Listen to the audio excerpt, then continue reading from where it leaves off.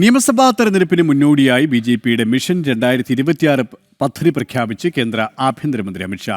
കേരളത്തിൽ ബിജെപി മുഖ്യമന്ത്രി ഉണ്ടാകണമെന്നതാണ് ലക്ഷ്യം. ദേശദ്രോഹികളിൽ നിന്നും കേരളത്തെ സംരക്ഷിക്കുന്നതോടൊപ്പം വിശ്വാസത്തെ സംരക്ഷിക്കണമെന്നും കേന്ദ്ര ആഭ്യന്തരമന്ത്രി പറഞ്ഞു.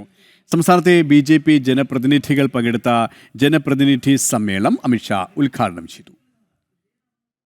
തദ്ദേശ തെരഞ്ഞെടുപ്പ് വിജയത്തിന് ശേഷം ആദ്യമായി തലസ്ഥാനത്തെത്തിയ കേന്ദ്ര ആഭ്യന്തരമന്ത്രി അമിത്ഷായ്ക്ക് ഊഷ്മളമായ വരവേൽപ്പാണ് ബിജെപി സംസ്ഥാന നേതൃത്വം നൽകിയത്. ബിജെപി സംസ്ഥാന ജനപ്രതിനിധി സമ്മേളനം കേന്ദ്ര ആഭ്യന്തരമന്ത്രി അമിത്ഷാ ഉദ്ഘാടനം ചെയ്തു. ബിജെപിയുടെ മിഷൻ 2026 പദ്ധതിയും അദ്ദേഹം പ്രഖ്യാപിച്ചു.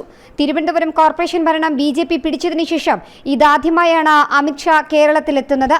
തിരുവനന്തപുരം കോർപ്പറേഷനിൽ ബിജെപി വരുമെങ്കിൽ പത്മനാഭസ്വാമിക്ക് മുൻപിൽ ദർശനം നടത്തി വണങ്ങുമെന്ന് പറഞ്ഞിരുന്നുവെന്നും ഇന്നത് താൻ ചെയ്തുവെന്നും അദ്ദേഹം കൂട്ടിച്ചേർത്തു. കേരളത്തിൽ ബിജെപി മുഖ്യമന്ത്രി ഉണ്ടാകണമെന്നതാണ് ലക്ഷ്യം. ദേശദ്രോഹികളിൽ നിന്നും കേരളത്തെ സംരക്ഷിക്കണം, വിശ്വാസത്തെ സംരക്ഷിക്കണം. മോദിയുടെ നേതൃത്വത്തിലുള്ള ബിജെപിക്ക് മാത്രമേ ഇക്കാര്യങ്ങളെല്ലാം നടത്താൻ സാധിക്കൂ എന്നും കേന്ദ്ര ആഭ്യന്തരമന്ത്രി.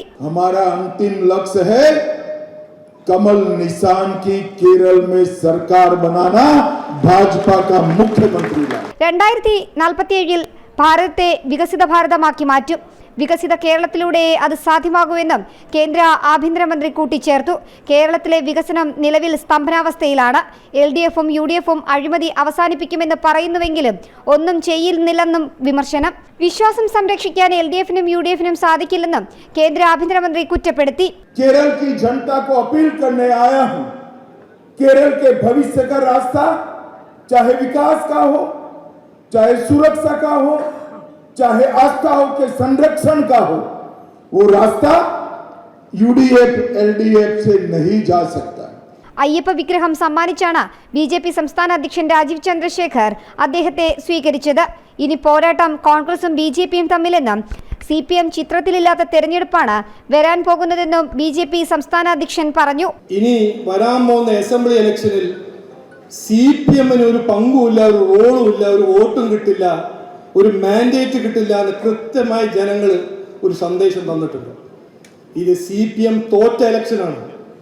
ഇനി വരാൻ പോകുന്ന അസംബ്ലി ഇലക്ഷൻ ജനങ്ങളുടെ മുമ്പിൽ 2 ഓപ്ഷൻ മാത്രമേ ഉള്ളൂ. NDAയും മറുവശത്ത് കോൺഗ്രസിന്റെ, മുസ്ലിം ലീഗിന്റെയും ജമാഅത്തെ ഇസ്ലാമിന്റെയും UDF.